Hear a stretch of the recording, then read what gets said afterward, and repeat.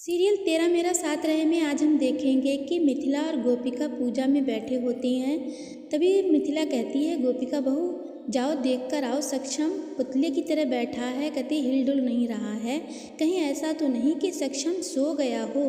तो गोपिका जाती है वहाँ सक्षम को देखने, लेकिन वहाँ तो वो सक्षम से कहती है, सक्षम जी जाग जाइए, पूजा में यूँ सोना ठीक नहीं है, माँ जी आपको बुला रही हैं। आप तो कुछ बोल ही नहीं रहे हो, चुपचाप बैठे हो। तो वो देखती है कि सक्षम जी तो हैं ही नहीं, वहाँ तो एक स्टैचू बैठा हुआ है जो कि कैसे हिल पाएगा। तभी वो जल्दी से उसके ऊपर कपड़ा डाल देती है कि माँ जी कहीं इस पुतले को देख ना लें, और वो जल्दी से सक्षम को बाहर देखने चली जाती है। तो वो देखती है वहीं पास ही में सक्षम प्रिया एक साथ बैठकर वाइन पी रहे हैं, पार्टी कर रहे हैं। तो वो ये सब कुछ खिड़की से देखती रहती है, उसे बहुत बुरा लगता है।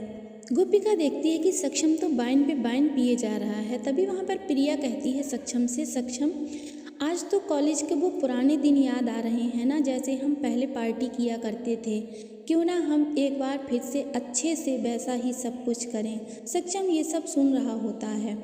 तभी आशी को भी सक्षम की याद आती है कि सक्षम कैसे चुपचाप बैठा है पुतले की तरह, ना हिल रहा है ना डुल रहा है।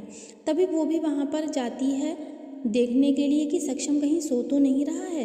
तो देखती है आशी कि सक्षम तो है ही नहीं वहाँ पर तो एक पुतला बैठा हुआ है। तो वो मन में सोचती है, अरे ये क्या, सक्षम कहाँ गया है, ये तो पुतला है।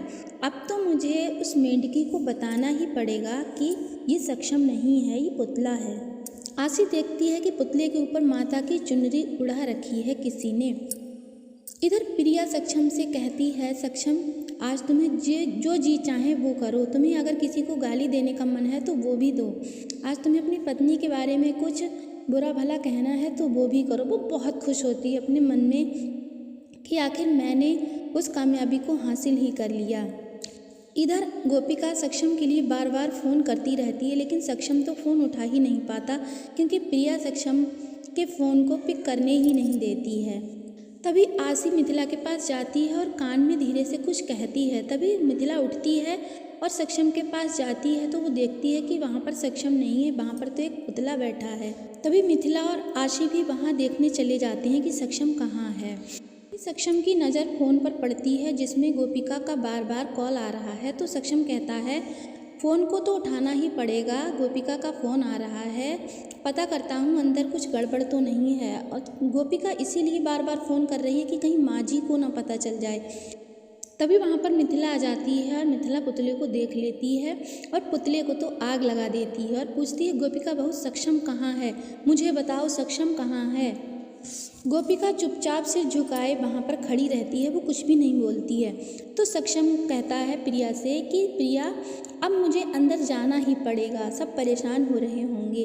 प्रिया सक्षम से कहती है, ठीक है तुम अंदर जाओ, मैं ये सब कुछ समेट कर आती हूँ। सक्षम कहता है, माँ मैं यहाँ हूँ, क्लाइंट का फ़ोन आ गया था, मैं यूएसए नहाने चला गया था। ये सब वो इसलिए बोल रहा है क्योंकि उसे नशा बहुत हो रखा होता है, उससे नशे में ठीक से बोला नहीं जा रहा है। चिराग कहता है, भाई ये सब आप क्या बोल रहे हो, आप यूएसए नहाने चले गए थे। सक्षम किसी से फेस टू फेस बात नहीं करता है क्योंकि वह नशे में होता है, इसलिए वो पीठ घुमा के खड़ा रहता है। तभी मिथिला कहती है, सक्षम आखिर तुम्हारा क्या चल रहा है, तुम हमारी तरफ पीठ करके क्यों खड़े हो, नज़रें क्यों नहीं मिला रहे हो। तभी सक्षम के पिता भी सक्षम को डांटते हैं, कहते हैं, सक्षम ये सब तुम क्या कर रहे हो, ऐसा क्यों कर रहे हो, तुम उधर मुंह करके क्यों खड़े हो, हमारी तरफ क्यों नहीं देख रहे हो। तो सक्षम कहता है, मैं यहाँ से जा रहा हूँ, क्योंकि वो नशे में कुछ ठीक से जवाब नहीं दे पाता है और सक्षम वहाँ से चला जाता है। तभी मिथिला कहती है, गोपिका बहू जगराते को यूं बीच में नहीं छोड़ा जाता है, जगराते को पूरा किया जाता है, चलो हम जगराते को पूरा करते हैं। तभी सक्षम वहाँ से चला जाता है। फिर गोपिका भी उसके पीछे पीछे जाती है सक्षम को देखने, लेकिन सक्षम तो रूम में होता ही नहीं है। सक्षम तो फिर से प्रिया के पास चला गया और प्रिया से कहता है, प्रिया तुमने तो आज मेरा दिन ही बना दिया, कितना अच्छा लग रहा है। वो प्रिया से बात करता होता है और प्रिया के कंधे पे सिर रख देता है। प्रिया भी मौका पाकर सक्षम के गले लग जाती है। गोपिका ये सब कुछ देख लेती है। प्रिया ये सब देखकर बहुत खुश होती है और कहती है सक्षम कितना अच्छा हुआ तुम मेरी ज़िंदगी में फिर से वापस आ गए। गोपिका सब कुछ ये खिड़की से देख रही होती है, उसे बहुत बुरा लगता है कि सक्षम और प्रिया इतने करीब।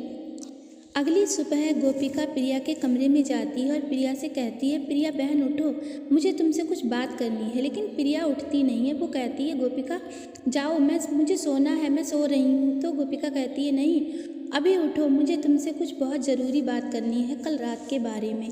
तो प्रिया कहती है ठीक है तुम चलो, मैं मुँह हाथ धोकर अभी आती हूँ। तभी गोपिका वहाँ से चली जाती है। फिर प्रिया उठती है, मुँह हाथ धोकर आती है तो देखती है कि गोपिका तो नहीं है, लेकिन वहाँ पर एक लेटर है और लेटर में इस तरह से लिखा होता है सक्षम और प्रिया, हमें तुम्हारे बारे में सब कुछ पता लग गया है। तुम क्या चाहती हो, क्या करने यहाँ पर आई हो। अब तुम्हारी सच्चाई सबके सामने आकर रहेगी और तुम्हारा जल्द ही खेल खत्म हो जाएगा। प्रिया ये सब पढ़ के घबरा जाती है और वो सक्षम के कमरे में जाती है।